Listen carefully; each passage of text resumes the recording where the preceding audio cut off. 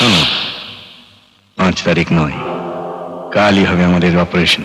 কিন্তু স্যার আপনি যে বলেছিলেন। হ্যাঁ, 5 তারিখে বলেছিলাম, কিন্তু আগামীকাল ওয়ার্ল্ড কাপে ইন্ডিয়া পাকিস্তানের খেলা। সমস্ত লোক টিভি আর রেডিওর সামনে আঠার মতো লেপটে থাকবে। কালই সুবর্ণ সুযোগ। এবারের অপারেশনে অ্যাকশনে থাকবে লাটু, দীপু, জোসেফ, লিড করবে মধুময়, বম্ব স্কোয়াডে থাকবে মিত্তির, আর লাস্ট ম্যান হবে রোহিত। এটা তো কথা ছিল না স্যার। মধুময় সেবার ধরা পড়ে ধরাশায়ী হয়েছিল। আমার সঙ্গে ওর দেখা না হলে ও তো কংসের কারাগারেই পচে মরতো। তো এবারে মধুময়ের দায়িত্বটা আমাকে দিন স্যার। কুরুক্ষেত্রের যুদ্ধে পাণ্ডবদের নেতৃত্ব দিয়েছিল অর্জুন, কিন্তু কৃষ্ণ অর্জুনের সারথি না হলে পাণ্ডবরা নিশ্চয়ই হেরেই যেত। তাই তুমি তোমার রথেই থাকবে, অর্থাৎ গাড়ি ড্রাইভিং সিটে। তুমি হবে ওদের সারথি। তোমার রথে চেপে ওরা যুদ্ধক্ষেত্রে যাবে এবং যুদ্ধে জয়ী হয়ে তোমার রথে চেপে এইখানে ফিরে আসবে।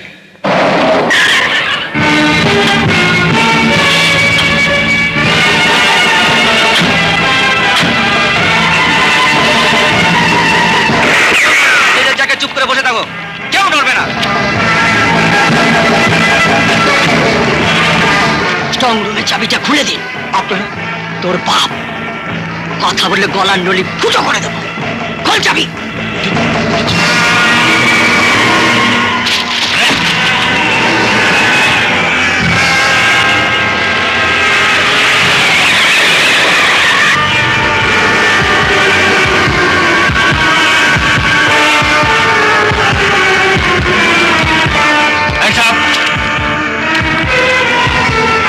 কেউ এক পা নড়বে না, গুলি করে খুনি ঝাঁঝা করে দেবো। ওই জন্য পালাতে না পারে। লাইনি অ্যারেস্ট করে ভ্যানে তুলুন, আমি ওদিকটা দেখছি। Yes sir.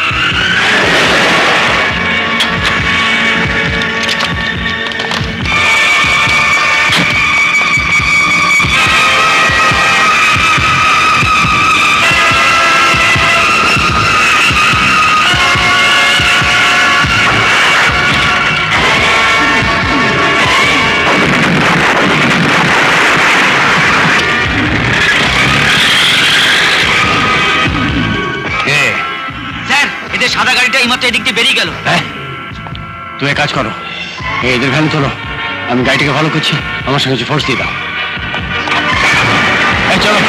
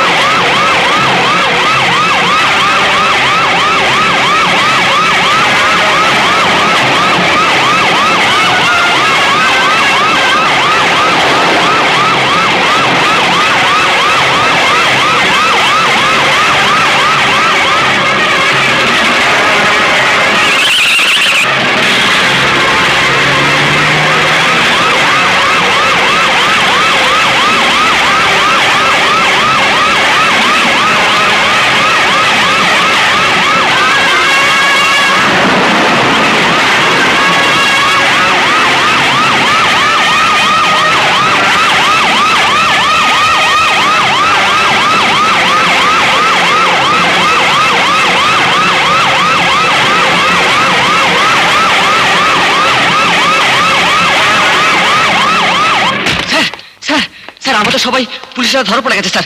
আমি কোনো মতে আমার প্রাণ নিয়ে পালিয়ে এসেছি স্যার। সে কি? আর হ্যাঁ, আসার সময় ম্যাডামের সঙ্গে দেখা হলো। উনি বললেন যে সুমনা দেবী সারা শরীরে গ্যাংগ্রিন হয়ে গেছে, বোধহয় বাঁচবে না। হোয়াট?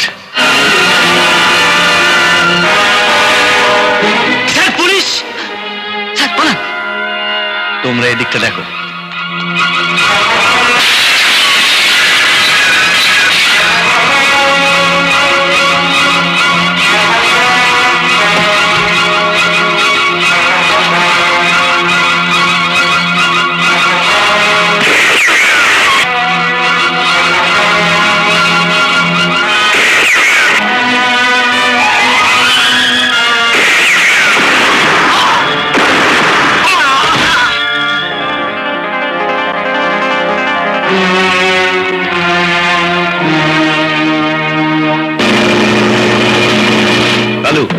কাজল, জগা,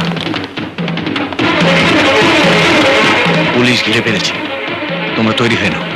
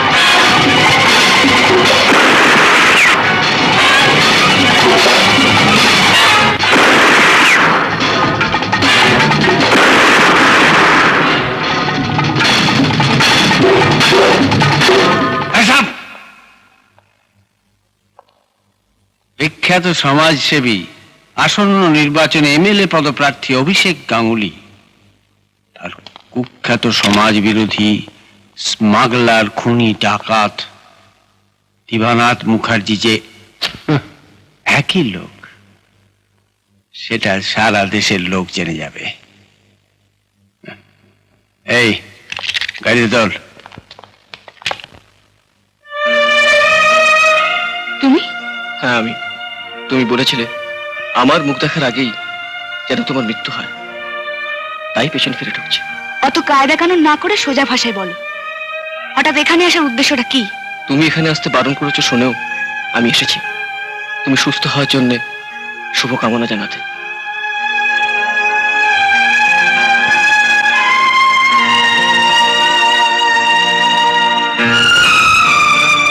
চলি। শোনো,